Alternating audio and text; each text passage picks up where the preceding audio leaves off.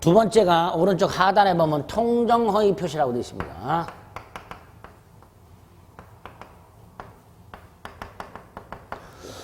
통정이란 말은 정을 통한다는 뜻이 아니고요. 합의했다 이런 뜻이 합의.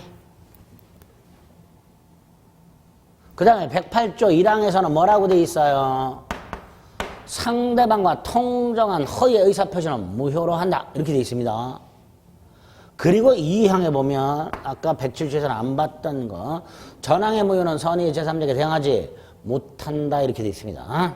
자, 이 조문을 또 해석을 해보는 거예요. 먼저 허위 표시 또는 통정 허위 표시가 뭘까? 의를 생각을 해봅니다. 의. 갑이요. 우리 지난주에 한번 말씀을 드렸는데 병으로부터 1억을 빌렸어요.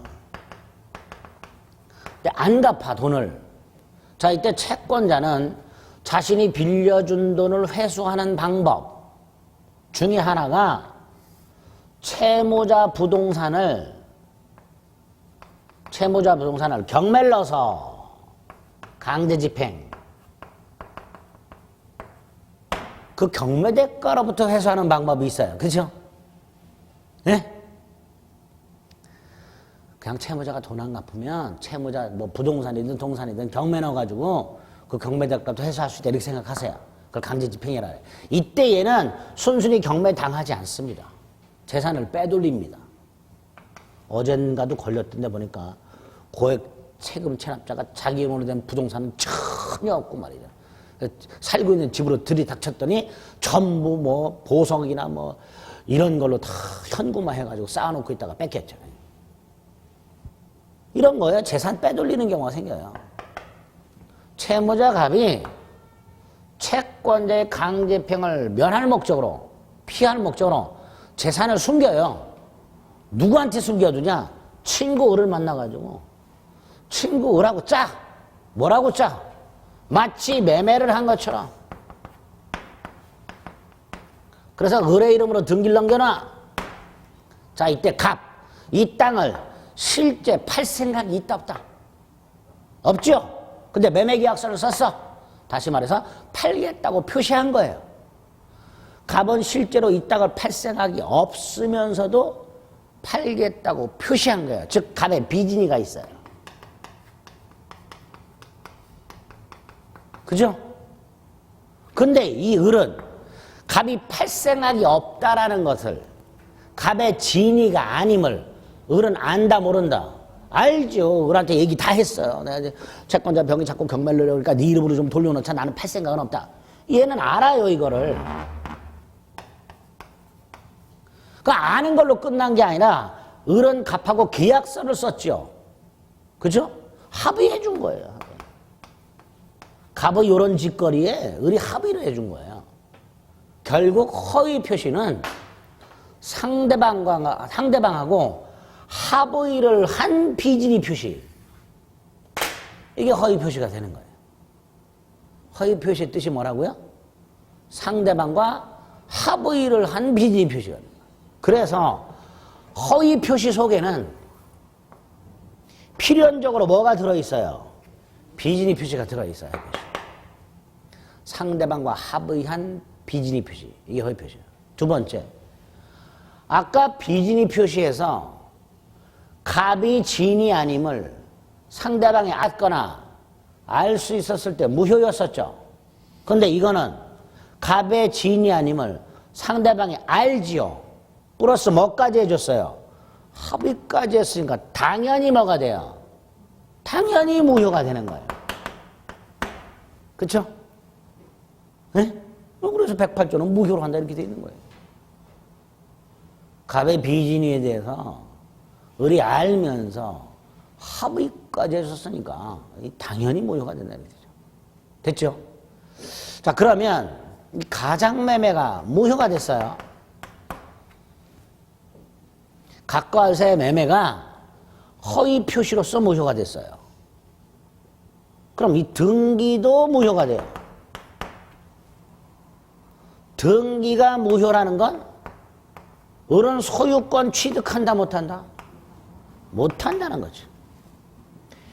아무리 이 A to G 등기부에 소유자가 을로 등기되어 있다 하더라도 그 등기가 무효이기 때문에 을은 소유권을 취득하지 못합니다. 이때 을이 갑을 배신해. 왕왕 있죠? 갑이 친구 을을 믿고 맡겨놨는데 이놈이 갑을 배신해. 어떻게 배신해요? 팔아먹어. 친구 믿으면 안 되죠. 제가 2006년도에 친구 믿고 뭐 해줬다가 10년 이상 고통받고 있습니다. 대신 돈 갖고 있고 말이죠. 생각만 해도 다시 잃어버린 나의 13년을 어디 가서 찾을지 말이죠. 함부로 믿으면 안 돼요. 얘도 믿었다가 배신 때린 거예요. 이때 을이 병한테 이 땅을 팔아먹을 때 갑소유 땅이라고 말할까요? 자기 땅이라고 말할까요? 자기 땅이라고 말하겠죠.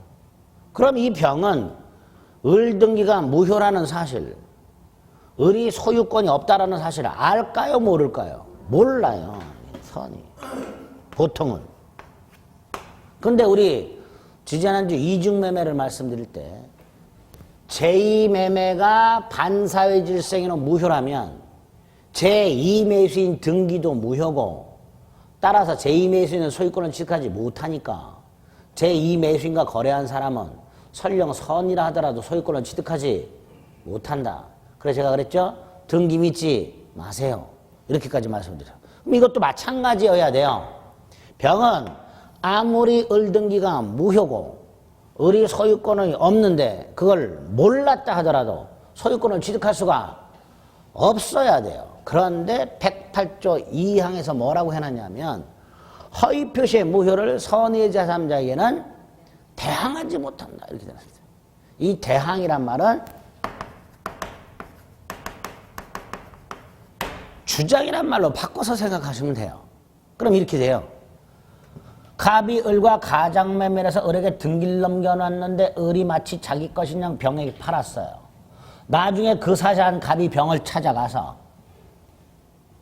을과의 매매는 가장매매로 무효고 을 등기도 무효다. 따라서 너도 무효다라고 주장할 수가 없다. 이런 뜻이에요. 병에게는. 따라서 병이 선이라면 소유권을 취득한다 못한다? 취득한다. 이렇게. 원래는 취득 못해요. 하지만 108조 2항 때문에 취득하게 되는 거예요. 그럼 아까 이중매매 같은 경우는 지난주에 왜 안 된다 그랬냐? 거기에는 선의 제3자에게 대항하지 못한다라는 규정이 없어요. 128페이지. 반사회 질서 행위 다시 한번 보세요. 그냥 무효로 한다로 끝났죠. 선의의 제3자에게 대항하지 못한다라는 게 있어요, 없어요? 없어요. 그냥 끝이에요. 하지만 108조 2항은 선의의 제3자에게 대항하지 못한다라는 조문이 있다 말이죠. 그래서 보호를 받는다 말이죠. 아시겠죠? 이게 허위 표시예요. 108조 1항, 2항. 자, 그럼 133페이지로 돌아옵니다. 통정허위 표시 108조 1항과 2항 봤어요. 의 봅니다. 동그라미 1번 가장행위를 말한다. 동그라미 2번 채권자의 강제입행을 면할 목적으로 친구를 짜고 진정한 의사 없이 소유권 등기만 이전해 두는 경우 이렇게 나왔죠. 한 장을 넘깁니다. 양가로 3번 효과. 동그라미 1번 이 기억. 당사자사에서는 무효다. 하지만 동그라미 2번에 기억. 선의의 제3자에게 대항하지 못한다. 무슨 뜻이냐. 니은 갑과 을이 가장매매를 하여 갑의 부동산을 을에게 소유권 이전 등기를 한 경우에 그런 사정을 알지 못한 선의 병이 을과 거래하여 을로부터 부동산을 매수한 경우에는 권리를 취득한단 말이죠. 그러니까 갑은 병에게 을과의 매매가 가장매매 허위 표시에서 무효니까 너도 무효다라고 주장할 수가 없다. 반환 청구할 수가 없다. 이렇게 됩니다. 108조 2항의 뜻이 됩니다. 됐죠? 이런 게 허위 표시다.